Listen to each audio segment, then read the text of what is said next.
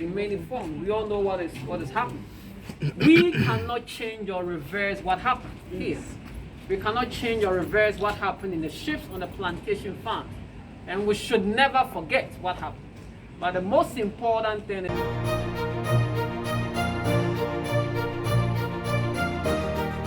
welcome to the Central Region. This region is known for its tourism and education potentials. Its capital city is Cape Coast, and Cape Coast is known for its role in the transatlantic slave trade. So this city is where the great schools and also tourist sites are found. Schools like Wesley Girls High School, St. Augustine's College, Adisadel College, to mention but a few, and tourist sites, amazing tourist sites like the Courthouse National Park, Cape Coast Castle, and the Elmina Castle, to mention but a few. Guys, I'm heading to the Cape Coast Castle. Have you ever visited the place? How was your experience like? Did you learn a lot? Guys, I'm ever ready to get educated and get inspired.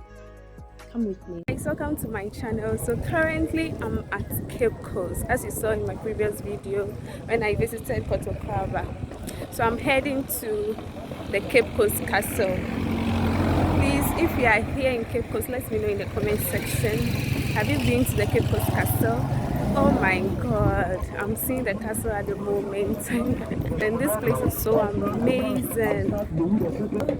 Guys, let's go, let's explore the place. And yeah, please, if today is your first time watching, let me know in the comment section, and please give me a thumbs up if you like this video and also subscribe. See ya.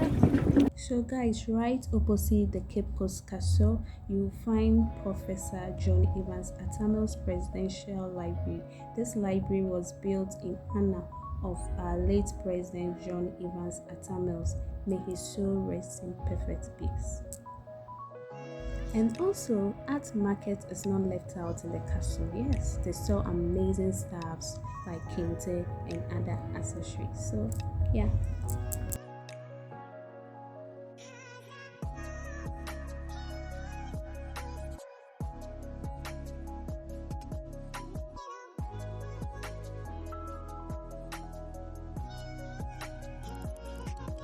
So guys, before entering into the castle, you need to pay entrance fee.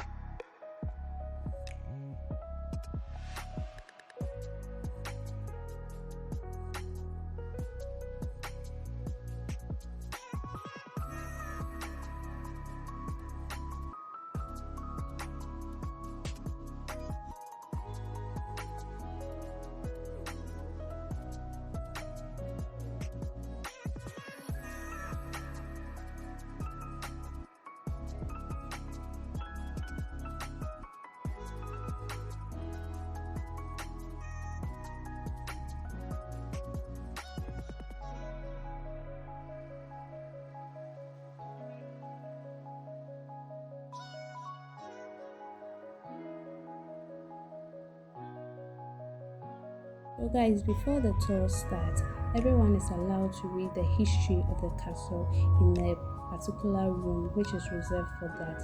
So these are the materials and tools used by the ancient builders, and this includes oyster shells, burnt oyster shells, lime powder, timber float, metal trowels, marble tiles, flat stones, small and standard size bricks. So these are the materials and tools used for the building the Cape Coast Castle.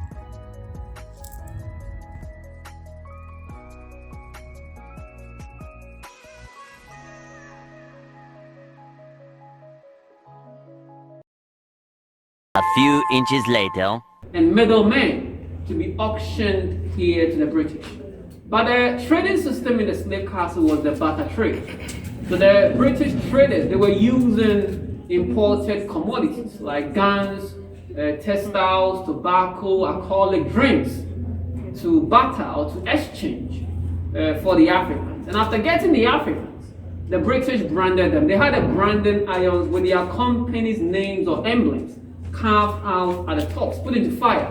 The branding on the arms or the backs of the Africans for easy identification. From there, they will separate them. This dungeon was designed to hold as many as 1,000 men.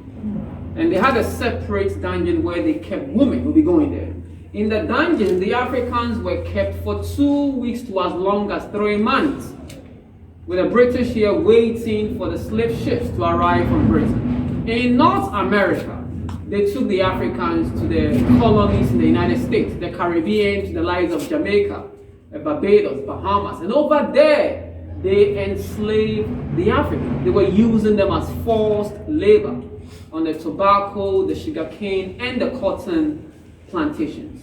In 1807, the British government passed a law abolishing the transatlantic slave trade, but it is on record that in some parts of West Africa, some British traders continued taking away Africans until the 1860s, when the British government started making effort to create colonies in West Africa so that they, the British, could be in control of the natural resources.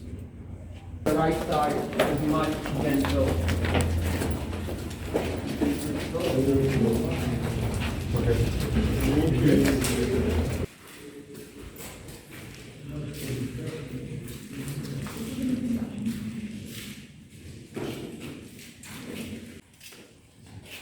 The place, the 3 vents up there, that was for the men kept in this very space.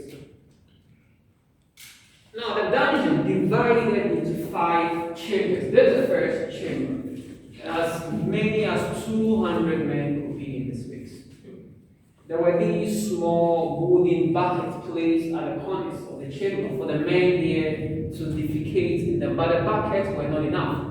So most time the toilet, urine down on the floor, and they stay in the waste. We see a small drain created for the urine to run through into the sea. The Africans in the dungeon, they were eaten twice a day, morning and evening. The food was put in the palms. And for 2 weeks to 3 months, they stayed in these conditions. Many of them died. And when one dies, the body is taken out and thrown into the sea. Now, when the slave ships were coming to our shores, they came also with Christian missionaries. So during the slave trade, there were missionaries from the Anglican Church in this slave castle. And they were here to preach Christianity to the Africans in the neighboring communities. Now, these missionaries established a church. There was an Anglican church on top of this dungeon. So whilst keeping the captives down here, the British in the castle worshipped or practiced Christianity right on top of the Africans. Now, if you can walk a bit closer, let me show you something over here.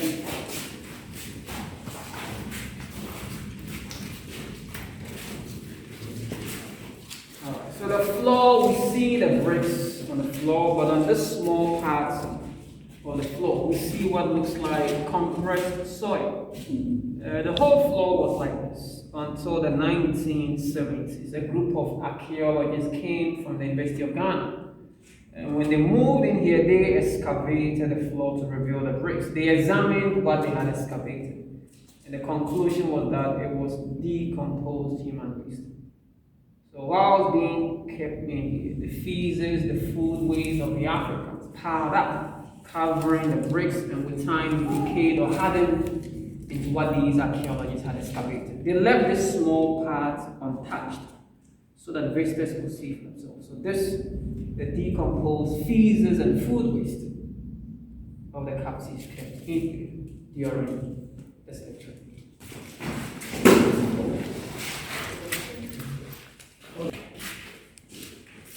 Alright. So another chamber, again 200 men could be in this space. Now the 200 was the maximum number the place this chamber could hold. There were times when there could be this. The whole dungeon was designed to hold 1,000 men. But sometimes there could be less than 50 people in here. The Europeans were getting captives or Africans in times of wars, when there were wars between the kingdoms. Prisoners of wars were taken, so they will be brought here and auctioned. So that was when they get people. But in times of peace, when the kingdoms are at peace, when the wars are not going on, they hardly get people. So sometimes they were instigating conflicts, among the kingdoms. That way, when the wars happen, people could be brought in here. The floor, we don't see the bricks here. So apart from the first chamber, there haven't been any excavation in the other chambers. So all what we are standing or walking on, the decomposed waste of the Africans kept in. Should we excavate, we'll be seeing bricks, just like the first chamber. Shall we? So the last chamber, again, 200 men kept in here. And what you see here is a traditional shrine, a shrine that belongs to the people in Cape Coast. The local people who are traditionalists, they come here to practice their religion, the African traditional religion. There's a priest in charge, but he's not here right now. Now, the shrine built long after the British had left. During the transatlantic slave trade, this was not here. So one will ask, why is a shrine here? It is here because of its historical and spiritual connection to the land on which the slave castle is built. The local history, before the Swedish came, the Africans in the community had land. When the Swedish came, a small piece of the land was leased to them. They built their forts. The locals would come and worship. But then the land changed hands. The Danes came, the Dutch, the British. And all these Europeans, they never allowed the locals to have access to the land. In 1957, we declared our independence. The British officially left our shores. When they left, the locals in the town wanted the shrine back to its original home. But that would have meant the government would have had to demolish the castle for that to happen. But there was a compromise. This space was rather given out to the local people to build their shrine. So here, because of a connection to the land. And behind this wall is an underground tunnel. A tunnel built to connect this chamber to the sea, about 70 meters long. And the British in the castle, they were using the tunnel as a passage. During the slave trade, when the slave ships arrived to the beach, the men in the dungeon, they were not taken out through the main door of the ships. The soldiers rather walked or moved the male captives through the tunnel in chains all the way to the beach. At the beach, they are forced into boats. The boats take them to the ships on the sea before they are taken to the Americas, the Caribbean, never to return home to Africa. In 1833, the British in the castle closed the entrance to the tunnel, supposedly to symbolize the abolition of slavery in British colonies. We cannot see, so they could collect some water. Yeah. So that was the first Anglican church. So the British worship there. Now use the place as a children's library.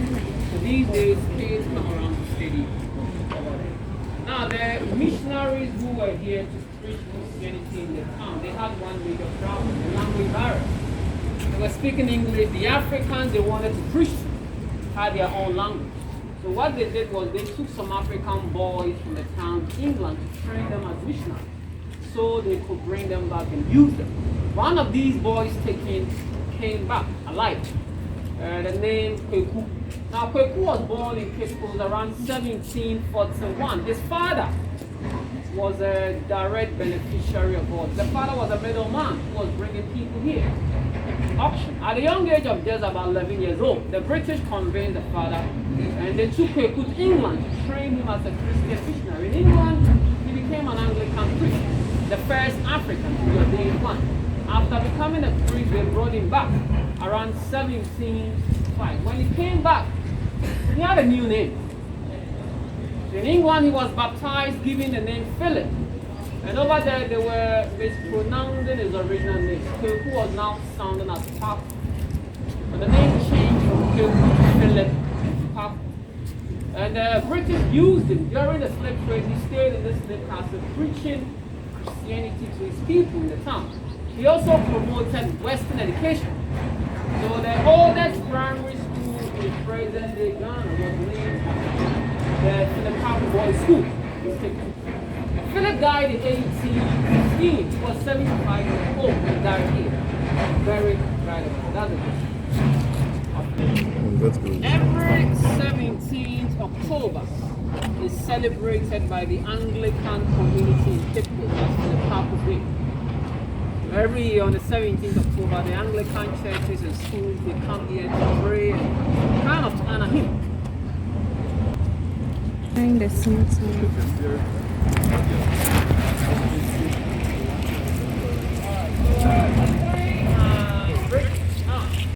When the British stopped taking Africans from this slave castle, they had no plans of packing their bags going home.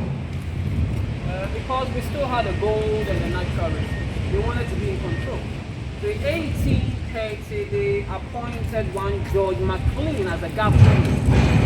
McLean was brought here to start a colony to bring the communities around under British rule. He started by signing a lot of peace treaties between the British and some kingdoms. And then he also drafted what is known popularly in Ghana as the Bond of 1844, an agreement that was signed between the British and some local chiefs in this slave castle. And that agreement, some historians believe, paved the way for the British to colonize us. McLean was the actor. George McLean stayed and worked for 17 years. He died of malaria in 1847 at the age of 46.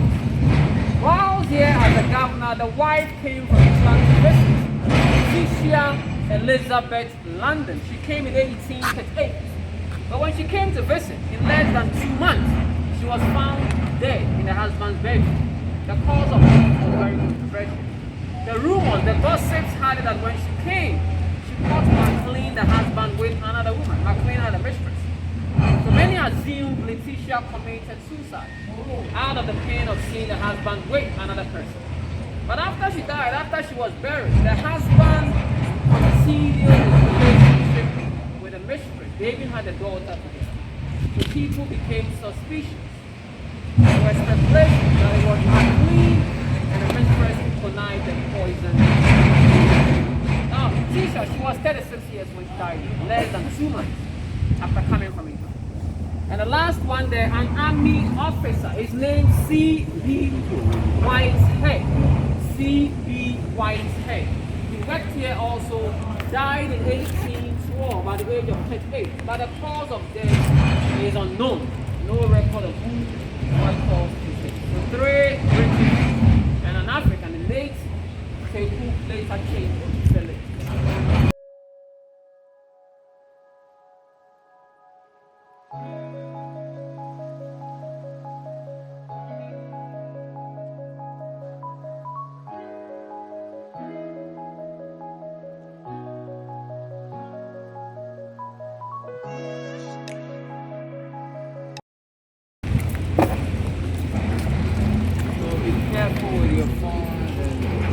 If anything goes down, I cannot help.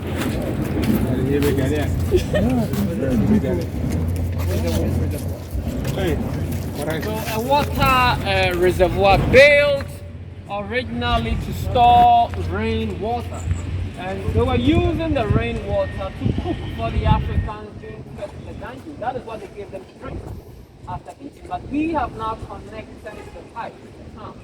These days we store piped water, but built originally to store rainwater.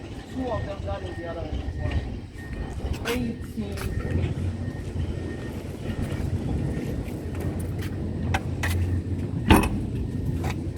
So the cannons originally fixed on wheels.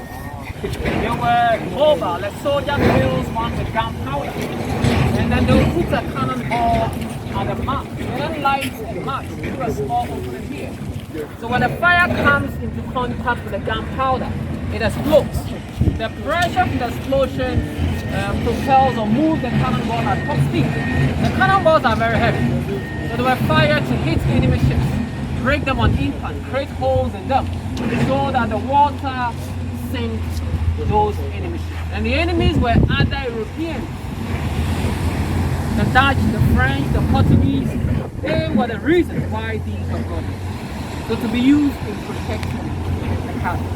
There is no record of an attack on the British here, so we believe they did not even use them. They were here just in case an enemy came. We are currently on top of the underground tunnel. The tunnel built connects the large chamber in the dungeons to the sea. It runs beneath us. Wait. But the entrance behind the shrine there has been closed. Down there, the best you can do is stand, stretch the neck, and then you allow another person. But be careful, sometimes there are birds flying out. If you see any bird, just stay calm. Especially the ladies. Yeah, hey, it's on the wall. Yeah, hold the kid there. Very good. So the tunnel, this is part of it.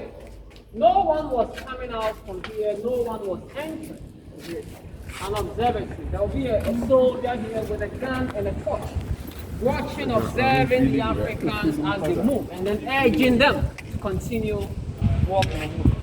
So from behind the shrine, the chain, the soldiers moved the Africans through the tunnel, all the way to the beach. Just an observatory.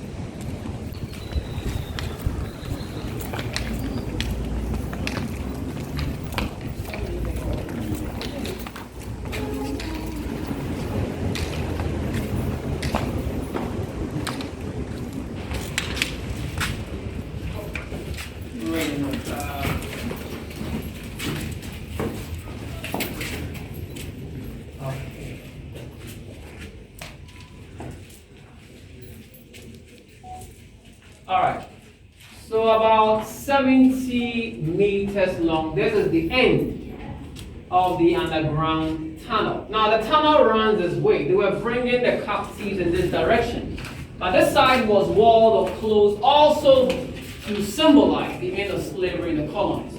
During the slave trade, there was a door, an exit over here. Behind it, the beach. So the soldiers would move the Africans out this way to the slave ships. But as the slave trade was going on, the British closed or blocked the exit. The reason, they saw that when the sea waves were off, or when the tides were high, water was getting in here, was a problem. After closing the exit for that reason, they created another exit because they were still taking Africans away. The other exit created is down there, and that is what we call the door of no return. It is still open, so we will be walking out of that exit.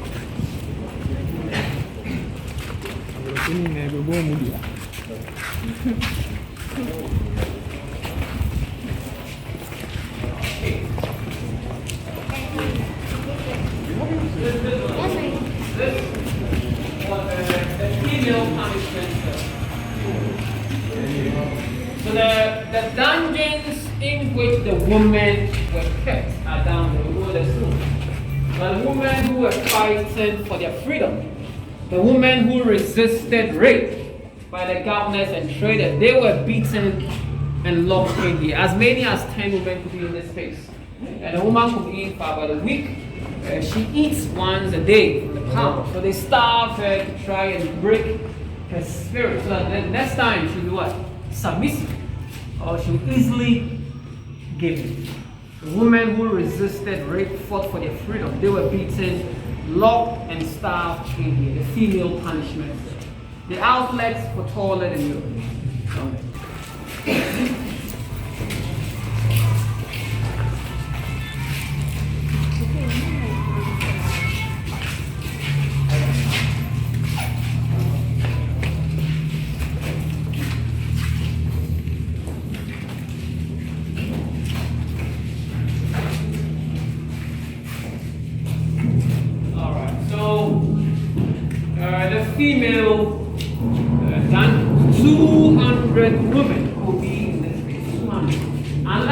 300 in the dungeon on that side. There were two dungeons. And the conditions were the same as that in the male dungeon.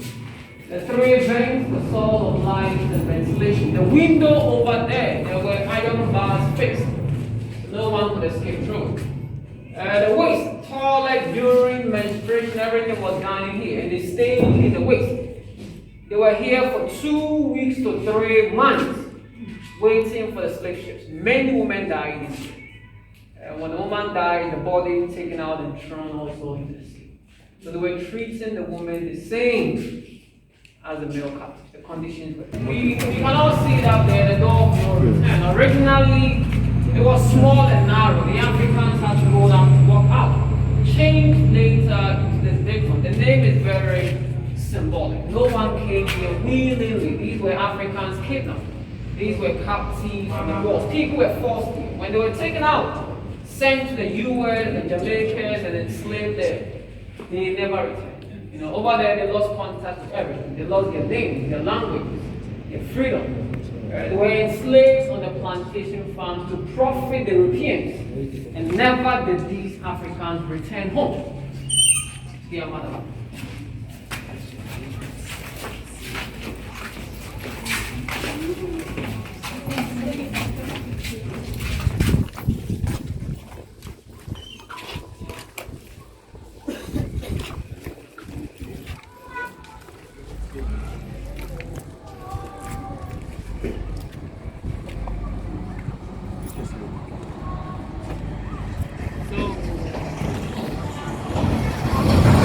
This was it. When they bring the Africans out, the soldiers brought them down.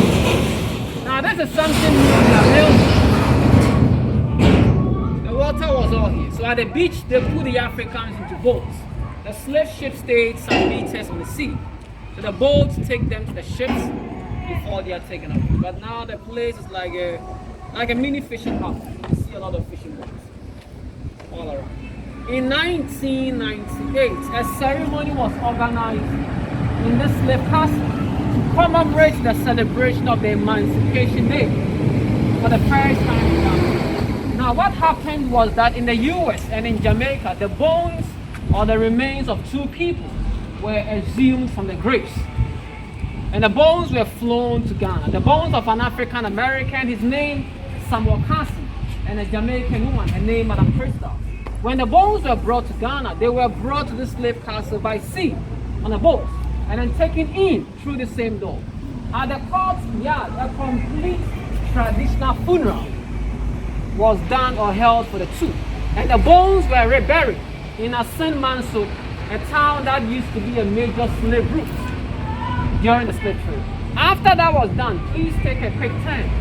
This was then put in the door of the So it is very symbolic. Millions of Africans were forced out of their motherland, not only through this door, not only through the shores of Ghana, but all along the shores of West Africa. And these Africans who were taken away never returned home. But the bones that were returned symbolically broke that barrier. So this same door, it is now a symbolic gateway back to Africa.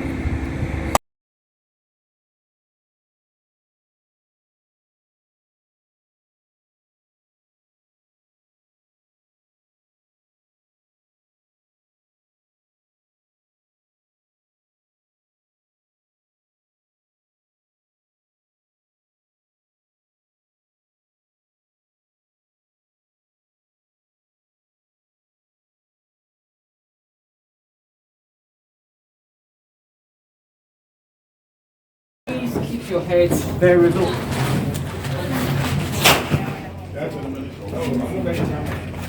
Keep it low and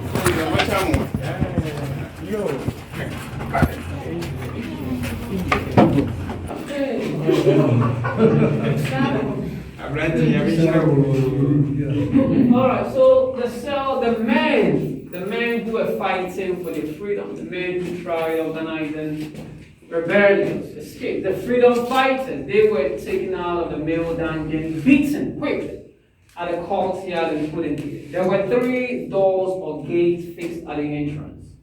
So when you put a male captive in, all three doors are closed. This was a condemned cell. No food, no water, no ventilation. So the captive stays until he dies. Okay. So for this place, the idea was to kill the captive, but he dies slowly and painfully. They use him to set an example to the others. So this was a death chamber, the male condemned. So, any question, please? All right. So again, keep your head very low, please. Keep it low until you are out.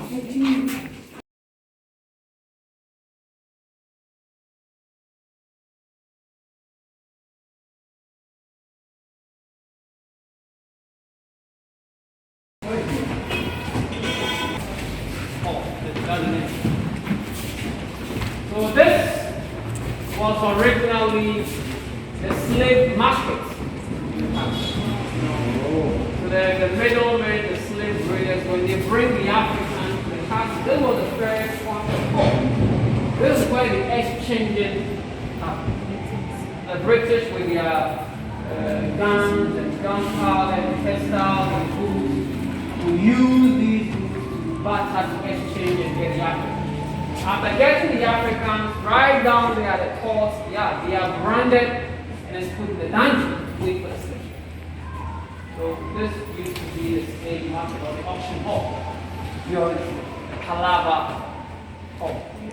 Is this the original floor? Something has been done to it? Well, the wooden fittings have been changed. Okay. The floor, this is new, the windows, we've restored.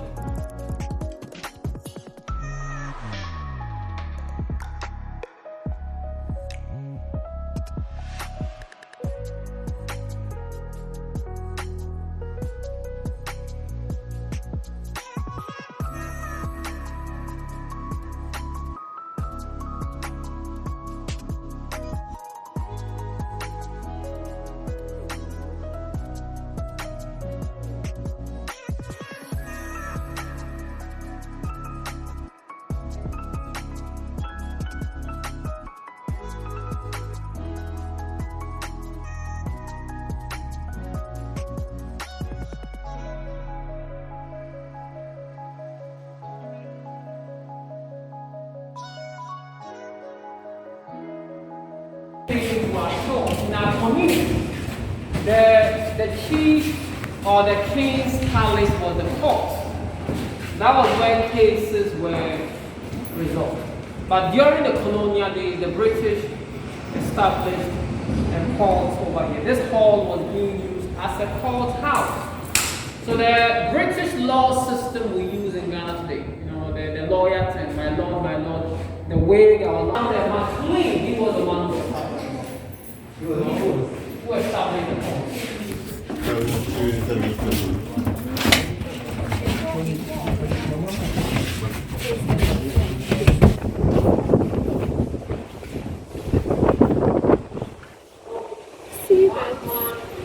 This was a court. It's a big place. It is well ventilated. You can compare to the dining room. So the governor will be here. This is even the living room, not the bedroom.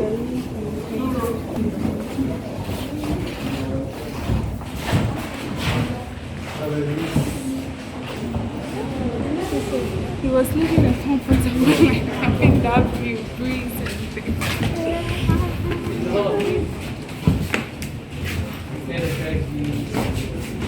The ocean, the town. The Anglican church, the main Anglican church. And then farther with the cross in front of it, the Catholic. And across the street, we have the first quarters. The first Catholic church was the Colonial Castle. During the slave trade, the churches were on top of dungeons and cells. The churches started moving out to the community after the slave trade. Along the shores of Ghana, the slave castles are three. Apart from Cape Coast, we know about the Elmina slave castle, and then the Osu or the Christian slave castle. And then there are other structures we classify as slave forts. The forts are only smaller than the castle, but they were used for the same purpose. Over 20 forts were built just on the shores of Ghana, but currently only 14 are still preserved. The Europeans were everywhere on the shores of West Africa. There were Africans taken directly from Nigeria, from Cameroon, Benin, Senegal. But you hardly find any castles and fortresses. So you ask yourself, why were they building a lot of these in Ghana? Why not on the shores of Nigeria? Why not on the shores of Benin or Senegal? Because in Ghana, apart from taking Africans, they were getting gold in abundance. The gold we had was one major reason why they built these structures. They had to stay to compete for the gold. So 3 slave castles and 14 preserved slave forts. Its guests or visitors are received and before they are ushered up to its courtyard. This was the wine cellar. This is where they would store the whiskey, the drinks, to serve the governor's guests and for his personal use. So all this space was like that. Let's take a quick look out here before we go on. Wow.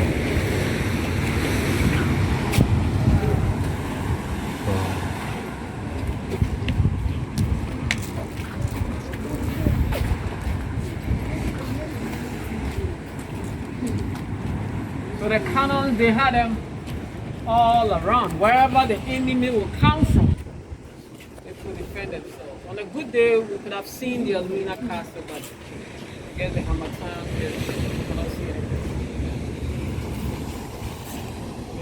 So many cannons. There are over 200 million people in Nigeria.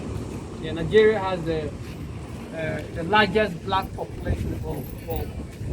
And it is followed by Brazil. There are more black people in Brazil than anywhere in the world with the exception of Nigeria. Wow. And these are descendants of Africans enslaved. The Portuguese took about 5 million Africans to Brazil.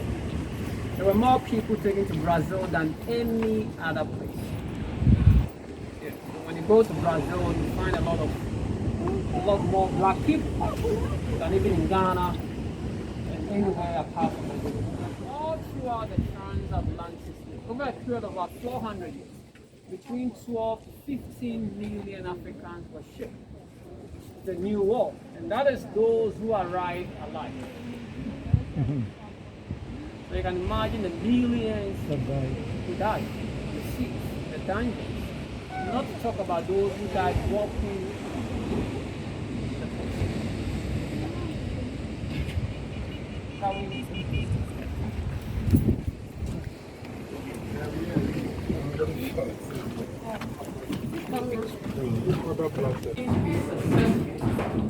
There was a lot of things you have to do. One important thing was the mental slave.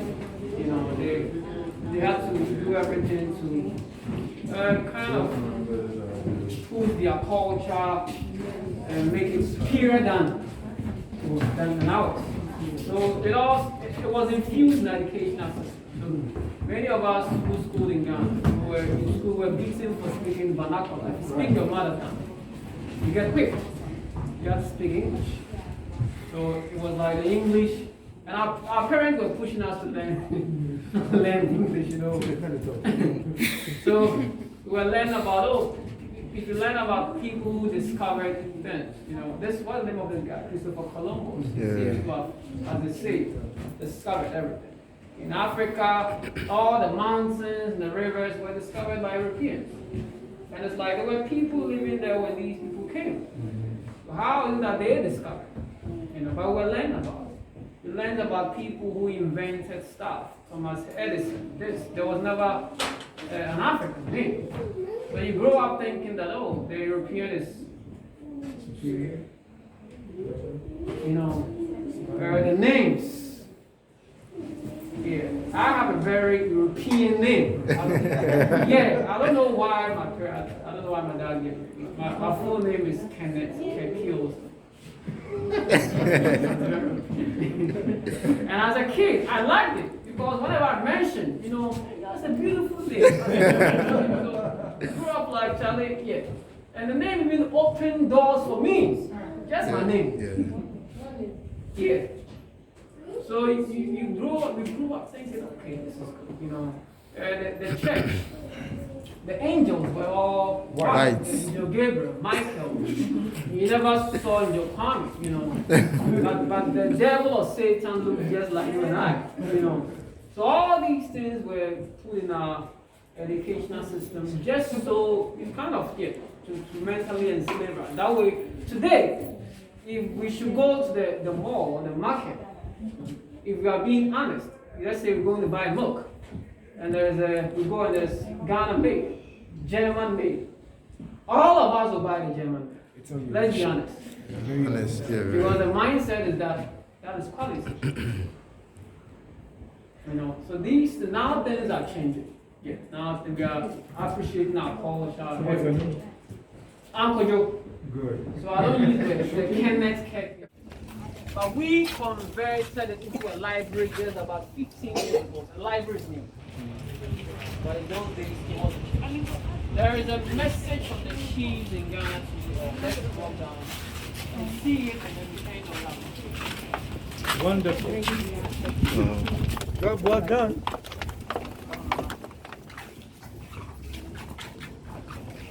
This is what I want to see.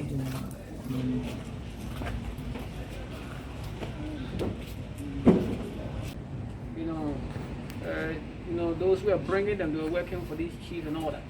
So the chiefs were here to apologize for what their predecessors did. They also came here to advise us, humanity, the living, to learn from what happened. The dungeons, they are empty. The transatlantic slave trade by law has long been abolished. But slavery is still going on in these modern days in many forms. We all know what is happening. We cannot change or reverse what happened here. We cannot change or reverse what happened in the ships on the plantation farms. And we should never forget what happened. But the most important thing is we learn from all this. So the message to you is very simple. Let's do our best. Let us fight against modern slavery in all forms, anywhere in the world. Let's make the world a better, a safer place, not only for us, not only for the kids, but also for the unborn generations. Thank you. So the message to you all. So guys, here comes the end of the video. Oh my god, I hope you enjoy this. I know you enjoy this. I know. So please subscribe to my channel. So if this video doesn't trigger you to subscribe to my channel, I don't know what I'm going to do. God, I don't know what I'm going to do. I know you got educated. I know you got inspired, like 3 in 1. Oh my god. So please subscribe to my channel. If you are new, you are welcome. Like, comment, and give me that thumbs up. Yeah. So until then, see you in my next video. Goodbye.